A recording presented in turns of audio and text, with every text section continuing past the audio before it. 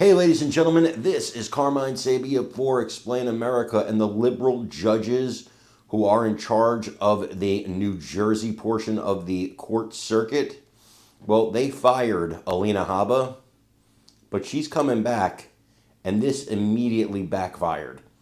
Before we get started, please make sure you like, comment, share, and subscribe. Those little things really help us out, and they help our channel continue to grow. Alina Habba was fired by those judges. She has not gotten Senate approval to be the U.S. Attorney for the state of New Jersey, much like what happened to Ed Martin in Washington, D.C., and those people wound up with Judge Jeanine Pirro. However, what the liberal judges did was immediately hire her assistant to actually be the new U.S. Attorney for the state of New Jersey. And within hours, Pam Bondi dropped the hammer and fired that Attorney General, or that U.S. Attorney, the new U.S. Attorney. Now, it looks like Alina Habba is going to be in for another 200 days. That gives the Senate more time to approve her.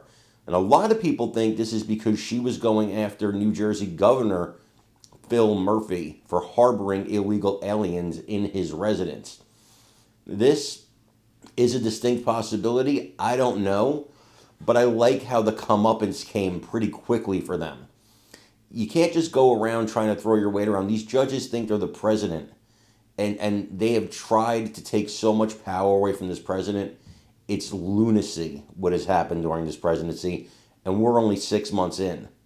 I want you guys to watch this and let me know what you think in the comments.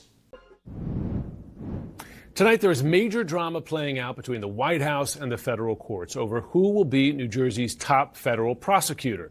Alina Habba, President Trump's ally and former personal attorney, was serving in that role as interim U.S. attorney, but her 100-day term is expiring, meaning she can only stay in that role if confirmed by the Senate or if federal judges in her jurisdiction extend her appointment. But today, those judges declined to do so. Instead, they handpicked her replacement, an experienced prosecutor named Desiree Lee Grace, who served as Habba's first assistant.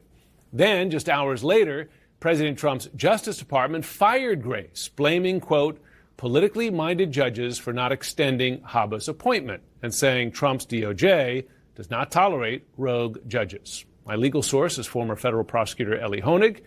Ellie, if the district court judges say they acted within their statutory authority here to appoint the U.S. attorney after the 120 days, does the Justice Department actually have any legal basis to reverse that?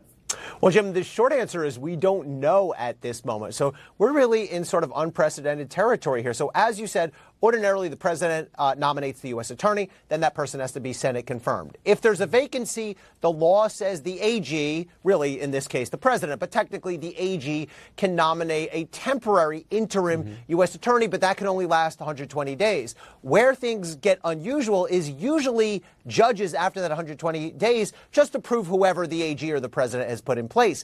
Here, the judges rejected that person and put in their own person, and now DOJ has gone and fired that person. So I don't actually know what's going to happen tomorrow in Newark at the U.S. Attorney's Office headquarters. What we could look to, though, is a similar situation played out in the Northern District of New York last week. And what the administration did is they took the fired person, in this case Habba, they gave her a title as a special attorney at DOJ and essentially put this person back in charge. So we'll see if they try the same playbook tomorrow.